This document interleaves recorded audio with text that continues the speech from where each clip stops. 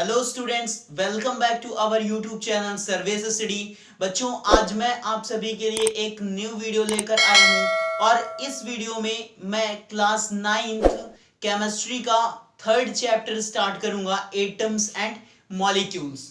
तो students, chapter का नाम क्या है? Atoms and molecules. ठीक है, प्रीवियस चैप्टर्स में हम मैटर के बारे में डिटेल्ड पढ़ चुके हैं कि मैटर क्या होता है, मैटर के कितने टाइप होते हैं, ये सारी चीजें हम डिस्कस कर चुके हैं। तो यहाँ पे हम एटम्स और मॉलिक्यूल्स की स्टडी करेंगे। बच्चों, एक इंडियन फिलोसफर हुए महर्षि कर्णाद, नाम क्या था इनका? कर्णाद। इन्होंने क्या किया? इन्होंने मैटर को ब्रेक करना स्टार्ट किया, मतलब मैटर जो था उसको तोड़ना स्टार्ट कर दिया। और तोड़ने के बाद इन्होंने ये बताया कि जब हम मैटर को ब्रेक करते हैं तो एक स्टेट ऐसी आती है जहां पे उस मैटर को और छोटे पार्ट में हम डिवाइड नहीं कर सकते। और उस स्टेट को क्या बोला, मतलब कि मैटर का वो जो छोटा सा पार्ट बचा जिसको हम डिवाइड नहीं कर पा रहे हैं, उसको इन्होंने बोला परमाणु। क्या बोला? परमाणु बोलो चाहे परमाणु बोलो, ठीक है।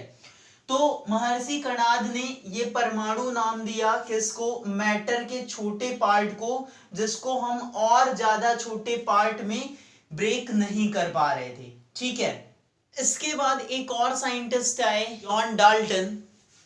कौन आए इनके बाद? कर्णाद के बाद कौन आता है? John Dalton. इन्होंने क्या कहा कि ये जो छोटा सा पार्ट है मैटर का जिसको हम ब्रेक नहीं कर पा रहे हैं, वो क्या है? एटम है। क्या है? एटम है। इस एटम का मीनिंग क्या हुआ, मतलब क्या मीनिंग होती है इस एटम की? इनडिविजिबल।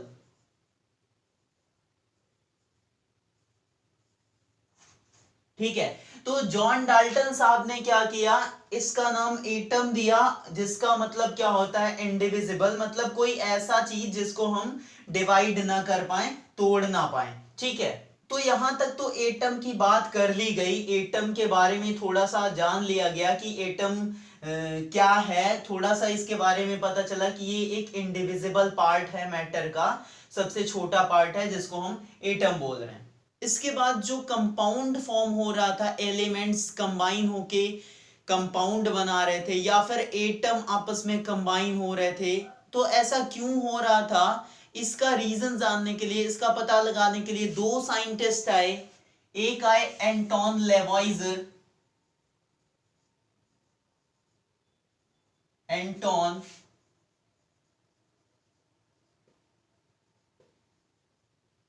लेवॉइजर। और दूसरे आए प्राउस्ट साहब। ठीक है, एक लेवॉइजर साहब आए और दूसरे प्राउस्ट साहब आए। इन दोनों ने मिलके दो लॉज दिए। कैसे लॉज? केमिकल कॉम्बिनेशन के लॉज। तो इन्होंने क्या दिया?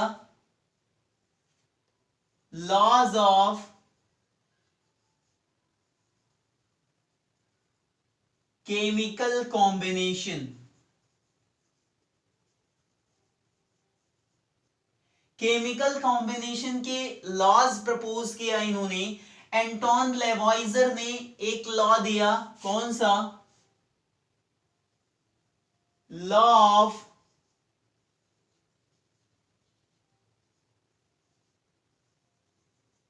Conservation of mass.